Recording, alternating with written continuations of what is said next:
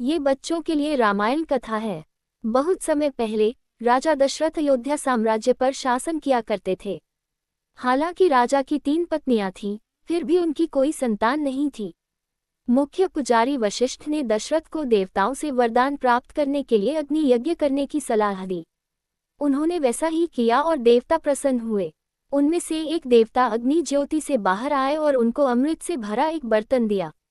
भगवान ने दशरथ से कहा कि वे अपने तीनों पत्नियों कौशल्या, कैकेयी और सुमित्रा के साथ यह अमृत बांटें। कुछ समय बाद तीनों रानियों ने बेटों को जन्म दिया। कौशल्या के राम, कैकेयी के भरत और सुमित्रा के जुड़वा बच्चे लक्ष्मण और शत्रुघ्न हुए। पूरा साम्राज्य आनंदित हो गया। चारों युवा प्रधान बुद्धिमान और अच्छे स्वभाव के थे। वे एक दूसरे से प्यार करते थे, लेकिन राम और लक्ष्मण के बीच एक विशेष बंधन था।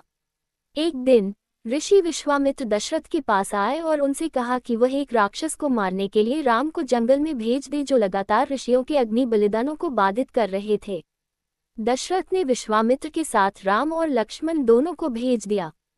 राम उस भयानक राक्षस ताड़का को मारने में सक्षम थे। विश्वामित्र ये देखकर बहुत प्रसन्न हुए। इसके बाद विश्वामित्र युवा राजकुमारों को पड़ोसी राज्य मिथिला में ले गए, जिस पर राजा जनक का शासन था। मिथिला में राम भगवान शिव द्वारा दिए गए एक महान धनुष को जकड़ने में सफल रहे। पहले भी बहुत से राजकुमार कोशिश कर चुके थे, परंतु वे असफल रहे।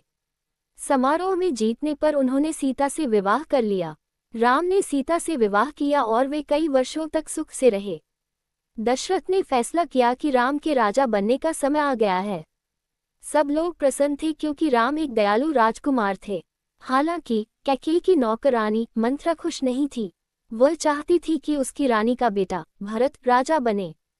मंथरा ने कैकेयी के मन में राम के खिलाफ विष भर दिया। उसने दशरथ से उन 2 वरदानों को मांगने का निश्चय किया जिनसे उसने वादा किया था। कैकेयी ने दशरथ से भरत को राजा बनाने और राम को 14 वर्ष के लिए जंगल भेजने को कहा। राजा दशरथ हृदय विदारक थे, लेकिन वह अपना वादा निभाने के लिए बाध्य थे। सीता और लक्ष्मण के साथ राम बिना किसी हिचकिचाहट के जंगल में चले गए। पूरा साम्राज्य शोकग्रस्त था। ये सब दशरथ से देखा नहीं गया और उनकी तुरंत मृत्यु हो गई। अपनी मां के गलत कार्यों से भरत भयभीत थे। वह राम को वापस अयोध्या लाने के लिए जंगल में गए। जब उन्होंने इनकार कर दिया तो भरत ने राम की खड़ाव ले गए और उन्हें सिंहासन पर बिठाया। उन्होंने कहा कि वह राम के लौटने तक शासन करेंगे। प्रकृति के खजाने की सुंदरता और शांति के बीच राम, सीता और लक्ष्मण वन में रहने लगे। पक्षी गाते थे, धाराएं हिलती थीं और फूल हजारों में खिलते थे। एक दिन एक भयानक बात हुई। शूर्पणखा नामक एक राक्षसनी ने राम को देखा और उनसे शादी का मन बना लिया। जब राम ने इनकार कर दिया तो उसने लक्ष्मण को उससे शादी करने के लिए कहा।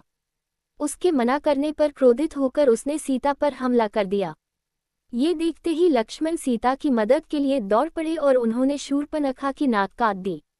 शूर्पणखा अपने भाई और लंका के राजा रावण के पास गई और उनसे अपने अपमान के लिए बदला लेने के लिए कहा।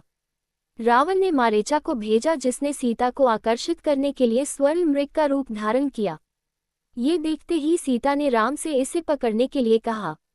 राम ने हिरण का पीछा किया और अंत में उसे गोली मार दी। मारीचा के मरने के बाद रावण ने उसके जादू का इस्तेमाल किया और राम की आवाज में लक्ष्मण को बुलाया। राम की आवाज सुनकर सीता डर गई और लक्ष्मण को उनकी मदद करने के लिए भेजा।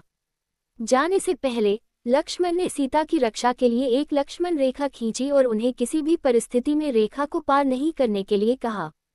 जैसे ही लक्ष्मण राम को बचाने गए, रावण ऋषि के रूप में सीता के सामने प्रस्तुत हुए। जब सीता ने उन्हें बताया कि वह उन्हें खाना देने के लिए रेखा पार नहीं कर रही है तो वह नाराज हो गए। उसे क्रोधित देखकर सीता लक्ष्मण की चेतावनी को भूल गई और रेखा पार कर गई। जैसे ही सीता ने रेखा पार की, रावण ने उसे पकड़ लिया और लंका की ओर उड़ा ले गया। उसके रोने की आवाज सुनकर जटायु, चील के राजा ने उसकी मदद करने की कोशिश की, लेकिन रावण ने उसे बुरी तरह घायल कर दिया। राम और लक्ष्मण सीता की खोज में निकल पड़े। जटायु ने उन्हें बताया कि रावण द्वारा सीता का अपहरण किया गया था। उनके रास्ते में राम ने राक्षस को मारकर उन्हें मुक्त करने के लिए कबंध को मार डाला। राक्षस ने उन्हें सुग्रीव से मिलने की सलाह दी, जो सीता को खोजने में राम की मदद कर सकते थे। उन्होंने दानव की सलाह ली और सुग्रीव से मुलाकात की। सुग्रीव ने राम को अपने भाई बाली का वध करने कहा, जो सुग्रीव को बहुत परेशान करने लग गया था। यहाँ तक कि बाली ने सुग्रीव की पत्नी को भी उससे छीन लिया था। सुग्रीव की कहानी सुनने के बाद राम बाली का वध करने के लिए तैयार हो गए। राम ने बाली को हराया और सुग्रीव वानर राजा बने। अपना वादा निभाते हुए सुग्रीव ने अपने प्रमुख हनुमान और उनकी पूरी सेना को राम और लक्ष्मण की मदद करने के लिए कहा। राम ने सीता की खोज में हनुमान को भेजा। हनुमान ने सीता को रावण के महल के एक बगीचे में पाया। उन्होंने माता सीता को राम की अंगूठी दी और कहा कि वह आएंगे और उन्हें जल्द ही छुड़ा लेंगे। रावण का सिपाही हनुमान को पकड़कर रावण के पास ले गया। तब हनुमान ने रावण से सीता को मुक्त करने के लिए कहा, लेकिन रावण ने मना कर दिया। उन्होंने हनुमान को पकड़ लिया और उनकी पूंछ में आग लगा दी।